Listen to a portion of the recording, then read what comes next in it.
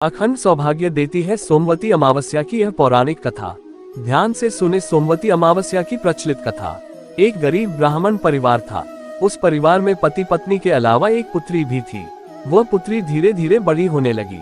उस पुत्री में समय और बढ़ती उम्र के साथ सभी स्त्रियोचित गुणों का विकास हो रहा था। वह लड़की सुंदर, संस्कारवान एवं गुणवान थी, किंतु गरीब होने के कारण उसका विवाह नहीं हो पा रहा था। एक दिन उस ब्राह्मण के घर एक साधु महाराज पधारे।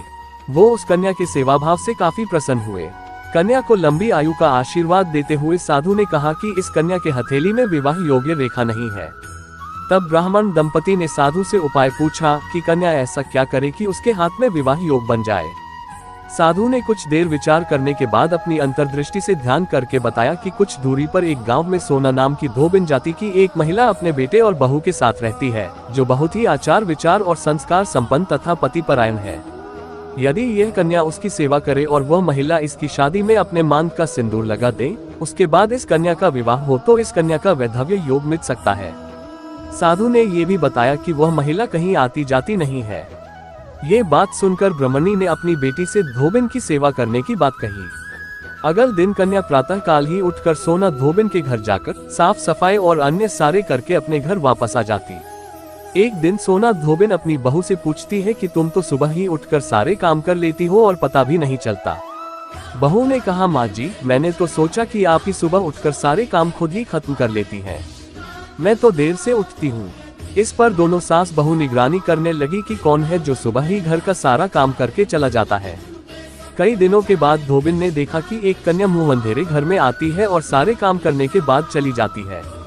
जब वह जाने लगी तो सोना धोबिन उसके पैरों पर गिर पड़ी। पूछने लगी कि आप कौन है और इस तरह छुपकर मेरे घर की चाकरी क्यों करती है।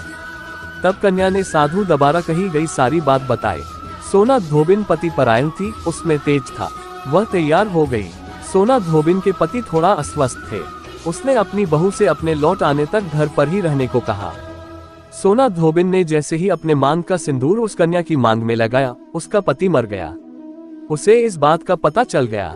वह घर से निराजल ही चली थी, ये सोचकर कि रास्ते में कहीं पीपल का पेड़ मिलेगा तो उसे भंवरी देकर और उसकी परिक्रमा करके ही जल ग्रहण करेगी।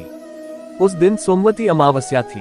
ब्राह्मण के घर मिले पूरे पकवान की जगह उसने ईंट के टुकड़ों से 108 बार भंवरी देकर 108 बार पीपल के पेड़ की परिक्रमा की और उसके बाद जल ग्रहण किया। ऐसा करते ही उसके पति के मुर्दा शरीर में वापस जान आ गई। धोबिन का पति वापस जीवित हो उठा।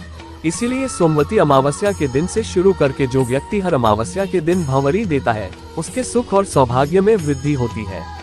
पीपल के पेड़ में सभी देवों का वास होता है। अतः जो व्यक्ति हर अमावस्या को न कर सके, वह सोमवार को पड़ने वाली अमावस्या के दिन 108 वस्तुओं की भंवरी देकर सोना धोबिन और गौरी गणेश का पूजन करता है, उसे अखंड सौभाग्य की प्राप्ति होती है।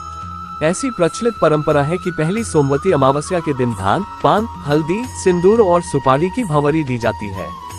उसके बाद की सोमवती अमावस्या को अपने सामर्थ्य के हिसाब से फल, मिठाई, सुहाग सामग्री, खाने की सामग्री इत्यादि की भंवरी दी जाती है। और फिर भंवरी पर चाया गया सामान किसी सुपात्र ब्राह्मण, ननंद या भांजे को दिया जा सकता है। ये ध्यान रखें, ये भंवरी का सामान अपने गोत्र या अपने से निम्न गोत्र में दान नहीं देना चाहिए। धन्यवाद।